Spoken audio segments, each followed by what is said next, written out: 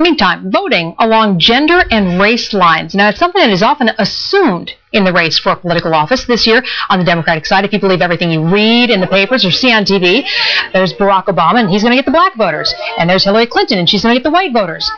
But so far, it seems voters are choosing candidates whose positions they like, and not voting by gender or race solely. So, is the gender and race factor really a factor? Christopher Hitchens is a writer for Vanity Fair and joins us now.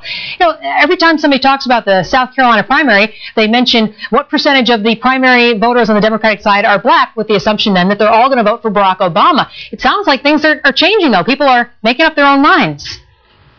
I think we should make it a principle that the definition of racism is the belief that the human species is divided by race. If, like me and millions of other people who don't think that, you don't think that we are subdivided as a species by race, the whole picture changes very abruptly. For example, why does someone with a white mother get called black? Now, why isn't his claim to be white is surely just as good as mine? Yeah, well, and I, by the way, have been to the National Geographic and had, as you can have for $100, my DNA analyzed. And I can show you on a map which part of Africa my ancestors come from. Now, it actually looks like Angola in my case. But this, really, the whole definition of our civil rights revolution ought to have been, and once was, that sort of thing doesn't count for a serious person. Let's take a look at the other side. I think in the introduction I said white women will vote for Hillary Clinton. They're saying women will vote for Hillary Clinton. We were talking about Iowa. They kept on analyzing how many female primary voters there were.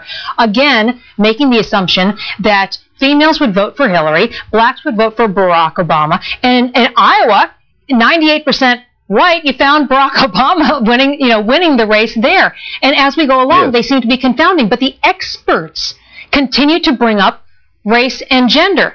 Does that really matter in America, or is simply by bringing that up, by making the suggestion someone will vote on that, is that racist? In another year, this might be less tiresome, and the pollsters, who've been wrong, by the way, you must have noticed, on everything so far, and continue to be wrong on absolutely everything, to my great delight, might be emphasizing it much less. It's because this year, allegedly, uniquely, path-breakingly, etc., we would either have the first woman or the first African-American. Well, again, if you break it down, Mrs. Clinton has already been in the White House. A big mistake in my view, but she's not new to the place. It isn't that much of a change to have her back there. And Mr. Obama is as white as he is African.